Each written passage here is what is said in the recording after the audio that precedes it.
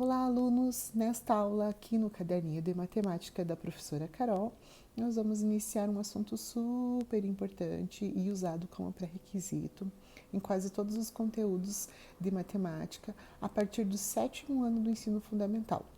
São as expressões algébricas. Então, olha lá, expressões que contenham números, letras e operações ou apenas letras são chamadas de expressões algébricas.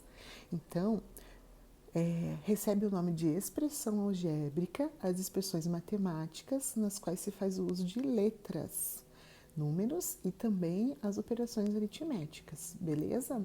Olha só 4 exemplos que eu trouxe. Uma vez x ou apenas x, duas vezes a, y menos 3, duas vezes b mais 9. Então, assim, nessas expressões apareceu sempre uma letra, mas super atenção! Os números que desconhecemos e representamos por letras chamamos de incógnitas ou variáveis.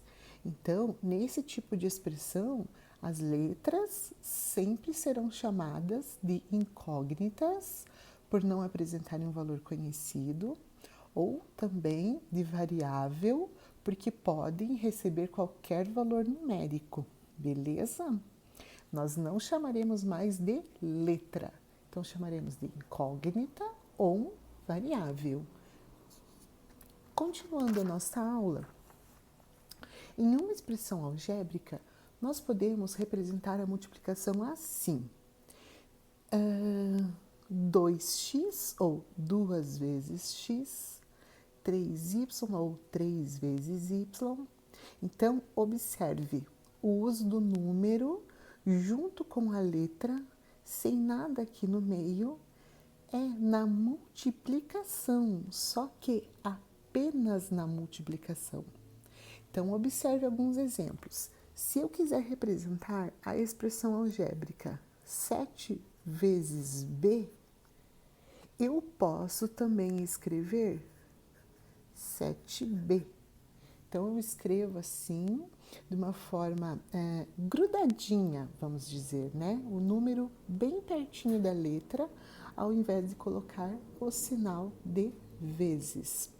Se você tiver uma expressão um pouquinho mais compridinha, assim, menos 3x, y. Olha, o menos 3, o x e o y. O que isso quer dizer? Então, é o menos 3 multiplicado por um número desconhecido x, multiplicado por um número desconhecido y. Mas veja que só temos multiplicação onde a incógnita está grudadinha no número. Tudo bem aí? Continuando a nossa aula.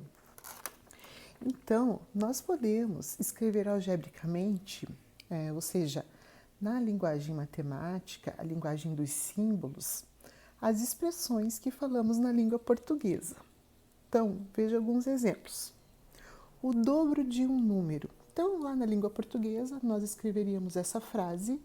Na linguagem matemática, que a gente pode chamar de matematiquês, nós escreveríamos o dobro de um número. Bom, o dobro é 2 vezes, mas que número é esse? Um número desconhecido. Então, eu poderia escrever assim, ó, o dobro de um número desconhecido. Como a multiplicação a gente pode apenas escrever o número bem pertinho da incógnita, também poderíamos escrever assim, ok?